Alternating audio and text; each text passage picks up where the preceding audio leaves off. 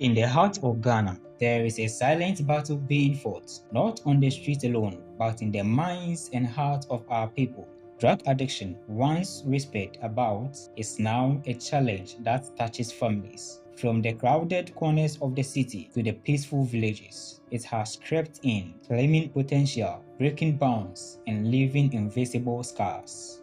Fem Chinino, I made me do for now. And I obey nti mo saa na meba street na me madam for me then and omu 90 kakra call up and down na mo chill mo starting back we 50 na back we 120 na 250 na 225 so 225 no fa ono feel obefile oni beji oni beji ebi bia oni beji and how far we briswa better. A silent battle rages on. It is a battle not fought with weapons, but with substances. Substance that steal potential, break families, and rob communities of their future. The faces of this war are many, and so are the enemies. Cannabis, locally called weed, still stands as Ghana's most widespread illicit drug. Its reach stretching from the street corners of Accra to the farmlands of the north. Then there is alcohol, socially accepted yet slightly dangerous, claiming more young lives than most would imagine. Tramadol, a painkiller turned poison, now fuels the long day of laborers. Codeine, lace cough syrup, once a medicine, now mixed with secret with soda and energy drink, transforming into a sweet but deadly concoction called lean, tearing through the minds and the bodies of the generation. This story is not just about loss, it is about hope. Let me back room, send a for me. And I'm a basu, send a basu, school tea. It's meet now, and I say, me kunu free asi. But because of me banning tea, Mantimina Yashi, Tamatu national anthem. Oh, Bangma, Bangma, Ma, can you see because school no cassette? National anthem. God bless our homeland Ghana. The police now, I don't know what is happening. Sometimes they will spot or identify a ghetto. They will go there, do arrest, and end up by, freeing them. It's alleged that at times they even charge them, take money from them, and then they leave them. So all that we are saying is that they've been entrusted to enforce the law. So once the person is engaging in illicit way, somebody is selling it, probably they should able to punish, the perpetrator. Sport, drinking bars are coming up close to school, So when the children, whatever the children see, they want to practice it. So once there is a drinking bar closer to the school and they see people coming and drinking, they think they can also walk in there to buy and drink. So all that we are saying is that the law enforcement agency have to be up and doing.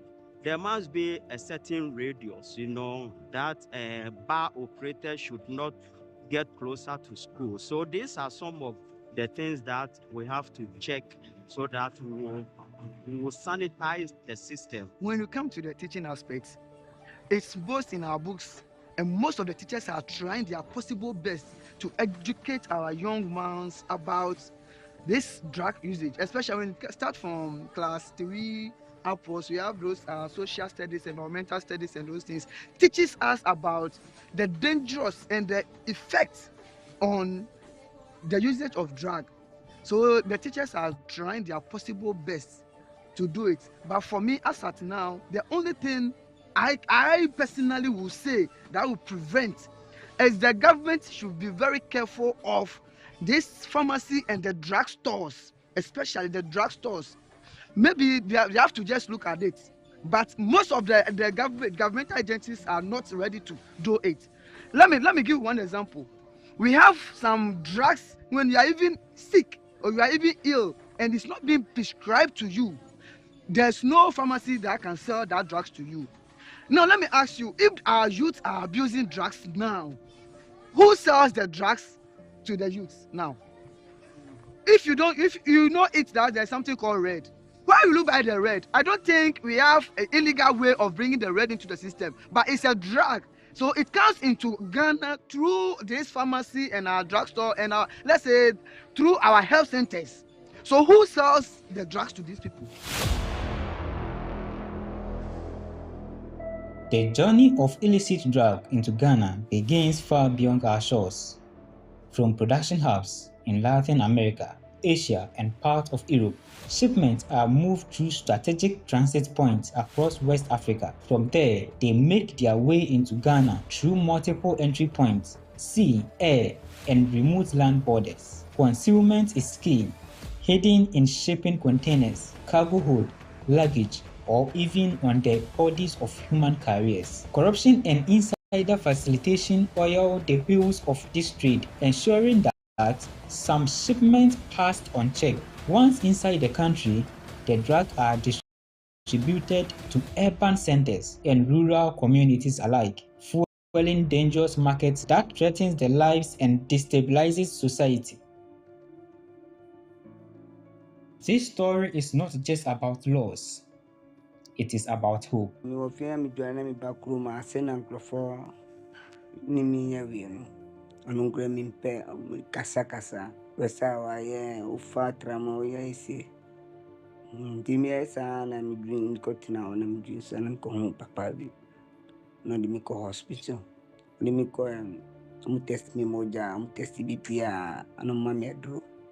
Ana mefa kakra. Ana eden mi jai. First of all, I'll say that because of the information that they are having, now social media is everywhere. So sometimes it tends to mislead them with the information that they will get. So they will try to, let me take it because I heard that this thing will do this to my body. Let me take it and see.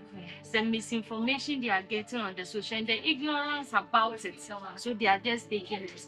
Peer pressure or peer influence. Because their friends are taking it, they feel that, oh, me too, let me take it so that me too, I'll know what's up. Another one is availability of the drug. Now the drug is everywhere. They go to farmers, they have their ghetto, they know where, in every area, they know where they sell the drug. It's very available to them.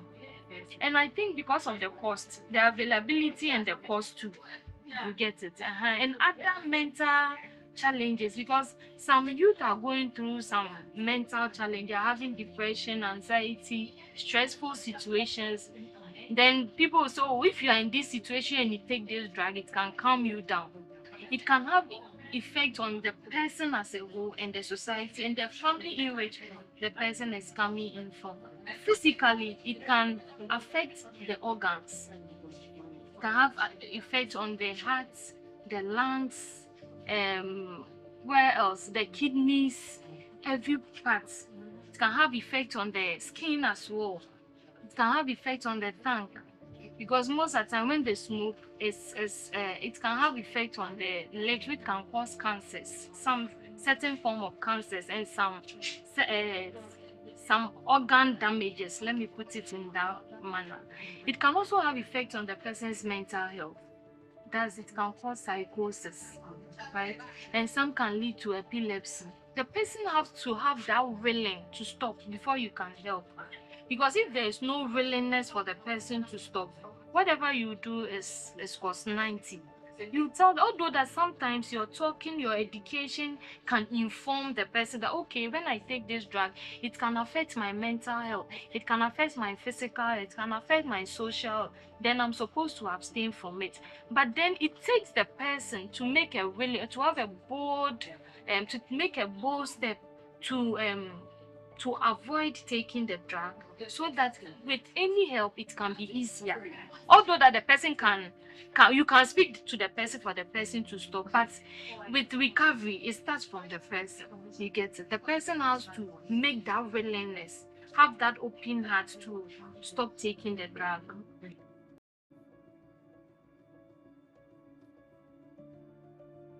Lynn. They mean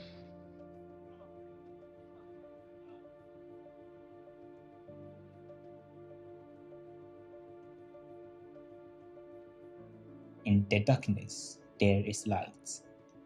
Across Ghana, rehabilitation centers, churches, and communities are rising, offering hope, treatment, and a path to freedom.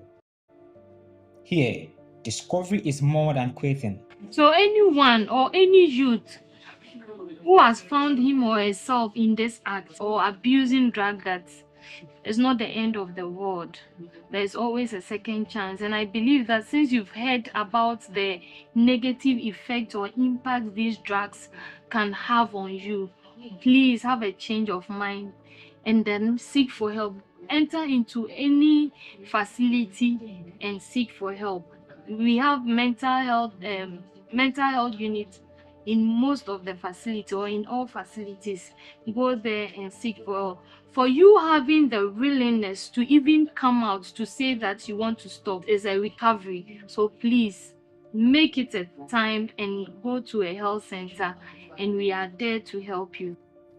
This story is not just a loss, it is about hope. Here, discovery is more than quitting a substance. It's about recovering purpose, rebuilding trust, and rejoining society.